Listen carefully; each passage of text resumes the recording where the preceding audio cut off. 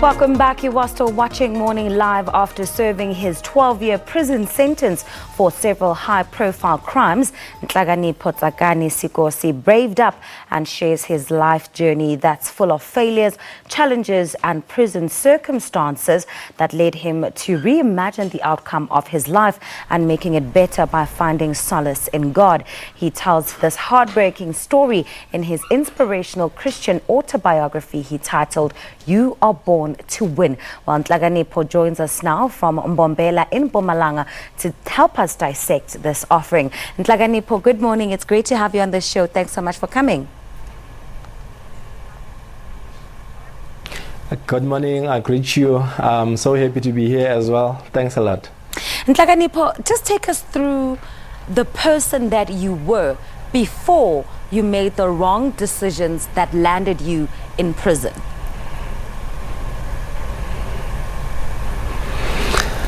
Yeah, that's a very hard question. Nhlakanipho Tsakane Siyanda Sikobi grew up in the South Coast in Margate. I was like very rebellious. I can say I grew up like a criminal because I started to do crime at a very young age.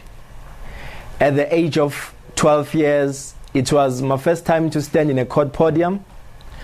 I was released on a free bail. The next following year, I was 13 years. I was arrested.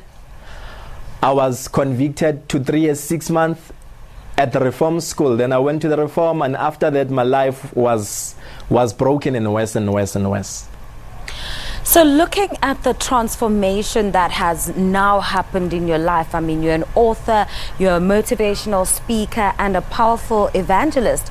Take us through the transition that happened with you while you were in prison to the person that you are today. Okay, when I arrived in prison early 2006, my life was not easy.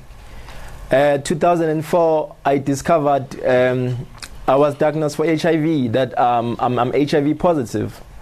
So arriving in that prison environment, knowing that I'm HIV positive, I couldn't see any brighter future within myself, like me reaching my destiny.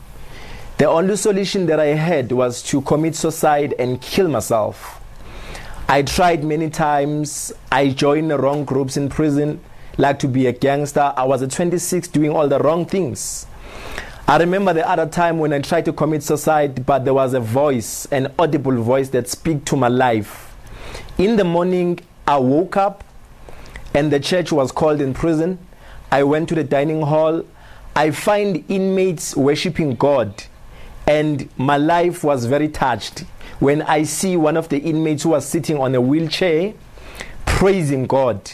And the one guy who was preaching in that assembly was also an ex-inmate who was serving 40 years. So he touched my life. Then I gave my life to God, and my life was transformed like that. You talk about God a lot in your book. Tell us about how you think or how you know God has helped you discover your purpose, your identity and your destiny. How did believing in God help you see in yourself the motivational speaker that you are today, the author that you are today? What gave you the belief? Okay, prison environment is not easy. I've heard many people saying that prison is nice, you will living like in a hotel. You have to find something that inspires you every day to go forward, to soldier on, to go through all the circumstances that you are facing in prison.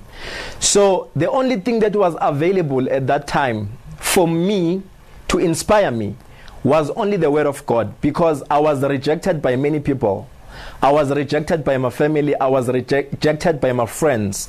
So every time when I'm visiting the word of God, it was like giving me fresh ideas about my own identity and about my own life. So the only thing that could give me strength was the word of God. So I started to take the word of God very seriously in that closed environment, so that I could reach my destiny and discover my dreams.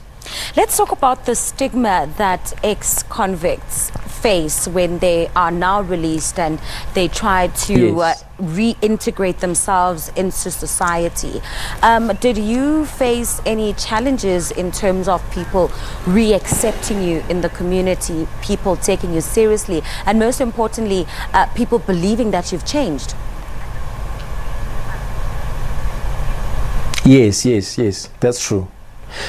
Yes, to answer your question, I've faced a lot of experiences like that. You know, I believe that our society is not yet well educated, especially about ex-convict or inmates.